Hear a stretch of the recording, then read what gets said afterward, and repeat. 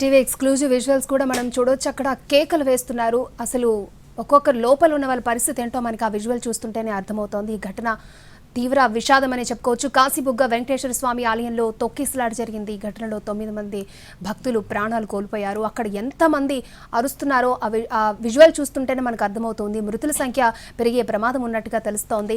పలువురికి గాయాలయ్యాయి. వారందరినీ కూడా ఆసుపత్రికి తరలిస్తున్నారు. ఏకాదశి కావడంతో వెంకటేశ్వర స్వామి దర్శనానికి భక్తులు పోటెత్తారు. కెపాసిటీకి మించి భక్తులు తరలి రావడంతో ఒక్కసారిగా తోపులాట జరిగింది. శనివారం వెంకటేశ్వర స్వామికి చాలా ప్రీతిపాత్రమైన రోజు అని చెప్తూ ఉంటారు. తట్టు ఆ రోజు ఏకాదశి వచ్చిందంటే వెంకటేశ్వర స్వామిని దర్శించుకోవడానికి ప్రతి ఒక్కరు కూడా ముందే అనుకుని ప్లాన్ చేస్తూ ఉంటారు. అయితే ఈ ఆలయం 12 ఎకరాల్లో విస్తరించి ఉన్నట్లుగా తెలుస్తోంది. అయితే ఇంతమంది భక్తులు వస్తారని ఆలయ అధికారులు సిబ్బంది అంచనా వేయకపోవడం, ఒకవేళ వాళ్ళు అంచనా వేస్తుంటే కనుక ఒక పద్ధతి ప్రకారం బారికేడ్స్ ఏర్పాటు చేసి ఉంటే కనుక ఈ ఘటన చోటు చేసుకుని ఉండేది కాదనే చెప్పుకోవచ్చు. అలాగే భక్తులు కూడా త్వరగా వెళ్ళాలి, లేకపోతే ఇక్కడ దర్శనం చేసేసుకొని ఇంటికి వెళ్ళిపోవాలని కంగారు కావచ్చు, లేకపోతే ఎక్కువసేపు నిలబడలేమో అనే కంగారు కావచ్చు. ఒకంత ఆతృత కూడా 9 మంది ప్రాణాలను తీసిందని చెప్పుకోవచ్చు. అసలు ఎన్టీవీ ఎక్స్క్లూజివ్ విజువల్స్ మనం చూస్తూ ఉన్నాం. అక్కడ వినిపిస్తున్న కేకల ఆధారంగా అసలు అక్కడ పరిస్థితి ఏంటో మనం అర్థం చేసుకోవచ్చు. రైట్, తొక్కిసలాట ఘటనపై మంత్రి ఆనం కూడా ఆరా తీస్తున్నట్లుగా తెలుస్తోంది. శ్రీకాకుళం జిల్లాలో విషాద ఘటన అందరినీ ఒక్కసారిగా ఉలిక్కి పడేలా చేసిందని చెప్పుకోవచ్చు. ఇంతకుముందు తిరుపతిలో కూడా తొక్కిసలాట ఘటన జరిగింది. చాలా మంది ప్రాణాలు కోల్పోవడం జరిగింది. ఇలాంటి ఘటనలు చూసిన తర్వాత అయినా ఇటు భక్తుల్లో అయినా అటు సిబ్బందిలో అయినా ఎటువంటి మార్పు రాకపోవడం నిజంగా ఆలోచించాల్సిన విషయం. పూర్తి డీటెయిల్స్ మా ప్రతినిధి నాయుడు మనకు అందిస్తారు. నాయుడు, అక్షయ, మనకి ఇప్పుడు వరకు తాజాగా అందుతున్నటువంటి సమాచారం ప్రకారం 9 మంది వరకు మృతి చెందినట్లు తెలుస్తుంది.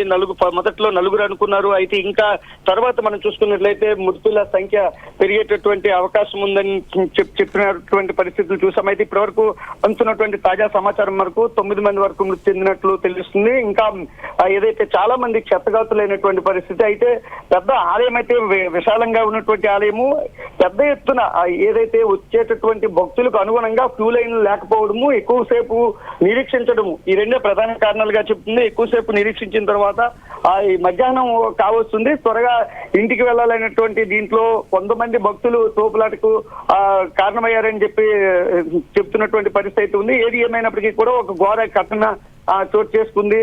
భక్తి ప్రవర్తనలతో వెళ్ళి పూజలు చేసి ఇంటికి వస్తారనుకున్నటువంటి మహిళలు ఎక్కువ మంది వ్యక్త జీవులుగా కనిపిస్తున్నటువంటి పరిస్థితి. ఆ వాతావరణం అంతా కూడా ఒక భయానకంగా కనిపిస్తున్నటువంటి పరిస్థితి అయితే మనకి పలాస కాశీబుగ్కి సంబంధించినటువంటి ఈ ఆలయంలో కనిపిస్తా ఉంది. ఉన్నటువంటి క్షతగాతులకి మెరుగైన వైద్య సహాయం అందాలని ఇప్పటికే మంత్రులు గానీ జిల్లా అధికార యంత్రాంగం కూడా చెబుతున్నటువంటి పరిస్థితి అయితే ఉంది. మిగతా అక్కడ ఉన్నటువంటి పరిస్థితిని చక్కదిద్దేందుకు ఇక అధికార యంత్రాంగం అన్ని ఏర్పాట్లు అయితే చేస్తుంది. మెరుగైనటువంటి వైద్య సహాయం అందిందుకు ఏర్పాట్లు అయితే చేస్తున్నటువంటి పరిస్థితి ఉంది. అక్షయ, అయితే ఒక్కసారిగా ఈ తోపులాటకు ఏంటి కారణమైంది ఇంకా ప్రాథమికంగా గుర్తించాల్సినటువంటి పరిస్థితి అయితే ఉంది. ప్రెసెంట్ అయితే అక్కడ సహాయక చర్యలు అయితే ముమ్మరంగా కొనసాగుతున్నాయి. అక్షయ, అంటే ఆ ఆర్తనాదాలు వింటూ ఉన్నాం మనం నాయుడు. అంటే అందులో చిన్నపిల్లలు ఎవరైనా ఉన్నారా మృతుల్లో? ఆ డీటెయిల్స్ ఏమైనా తెలుసాయా? ఇంకా మృతులు చిన్నపిల్లలు ఉన్నారా లేదనేది ఇంకా మనకు తెలియాల్సి ఉంది. అయితే ఈ రోజు చాలా మంది మహిళలు, చిన్నపిల్లలు ఎక్కువ మంది క్యూ లైన్ లో ఉన్నటువంటి పరిస్థితి అయితే మనం చూస్తున్నాము. అయితే వీళ్ళలో కొంతమంది ఇప్పుడు హాస్పిటల్స్ కి వెళ్ళారు. మనం ఘటన జరిగి కొద్దిసేపే అవుతుంది. ఇంకా చాలా మంది ఎక్కడ ఉన్నారు, ఏం జరిగిందనే సమాచారం కూడా మనకి మరి కాసేపట్లో అందనుంది. అయితే ఇక్కడ ఉన్నటువంటి ప్రస్తుత పరిస్థితి అయితే ఒక భయానకంగా ఉన్నటువంటి నేపథ్యం అయితే కనిపిస్తుంది. చల్లా చెదురుగా పడి ఉన్నారు. ఎవరికి వాళ్ళు రోధిస్తున్నటువంటి పరిస్థితి అయితే కనిపిస్తుంది. మరి కాసేపట్లో మనకి పూర్తి అప్డేట్ అయితే వస్తాయి. అక్ష, అంటే అక్కడ రైలింగ్ ని పట్టుకుని దాన్ని పక్కకు జరిపే ప్రయత్నం కొంతమంది భక్తులు చేస్తూ ఉన్నారు. అసలు రైలింగ్ ఎక్కడి నుంచి ఊడిపోయింది? స్వామి దర్శనానికి మెట్లెక్కి వెళ్ళాలా? అసలు ఆ మార్గం ఎలా ఉంటుందంటారు? మొత్తం ఈ ఆలయం చూసుకున్నట్లయితే ఆలయం విశాలంగా ఉన్నప్పటికీ కూడా మెట్ల మార్గం కానీ ఇక్కడ ఉన్నటువంటి క్యూ లైన్ల ఏర్పాట్లో జరిగినటువంటి చిన్న చిన్న పొరపాట్లే ఈ ఘటనకు కారణంగా మనం చెప్పవచ్చు. ప్రధానంగా ఈ ఘటన చోటు చేసుకోవడానికి క్యూ లైన్ల సమగ్ర నిర్వహణ లేకపోవడమే ప్రధాన కారణంగా చెప్తుంది. క్యూ లైన్లు వెక్కేటటువంటి దీంట్లో ఒకసారిగా అందరూ కూడా ఒకరి మీద ఒకరు పడడంతో తోపులాట చోటు చేసుకుంది.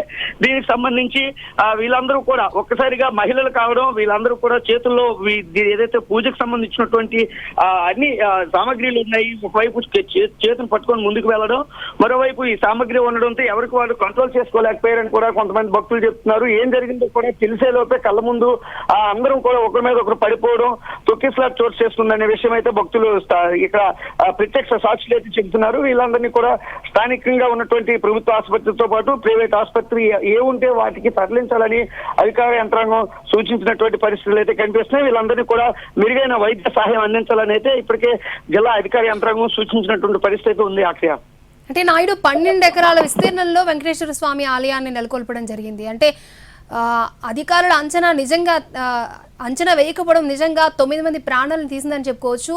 సో మంచిగా బ్యారికేడ్స్ ఏర్పాటు చేస్తుంటే, ఒక లైన్ ప్రకారం క్యూ పద్ధతిలో వెళ్ళుంటే ఈ ఘోరం జరుగుండేది కాదంటారా?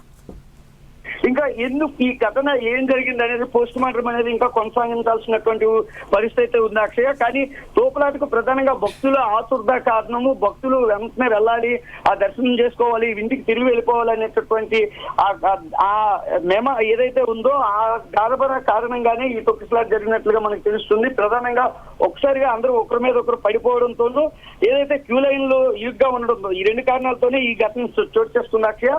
దీనికి సంబంధించి పోస్ట్ మార్టం అయితే కొనసాగుతుంది. అసలు ఎందుకు జరిగింది, ఏం జరిగింది అనేది మరి కాసేపట్లో పూర్తిగా మనకు వివరాలు అందుతున్నాయి. అక్షయ్, ప్రస్తుత పరిస్థితి ఏంటి నాయుడు? ఆలయం దగ్గర భక్తులందరినీ పంపించేస్తున్నారా?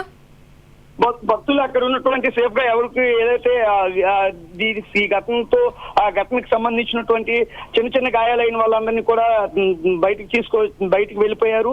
ఏదైతే కొంత ఇంజూర్ అయినటువంటి వాళ్ళని హాస్పిటల్కి తరలించే పరిస్థితి ఉంది. మరోవైపు ఏదైతే బాధితులు ఉన్నారో వాళ్ళందరూ ఆర్తనాదాలతో వాళ్ళందరూ కూడా ఉన్నటువంటి పరిస్థితి అయితే ఉంది. ప్రస్తుతం ఆలయంలో అయితే ఒక బీతవాహ పరిస్థితి అయితే ఆలయ ప్రాంగణంలో కొనసాగుతుంది. అక్షయ.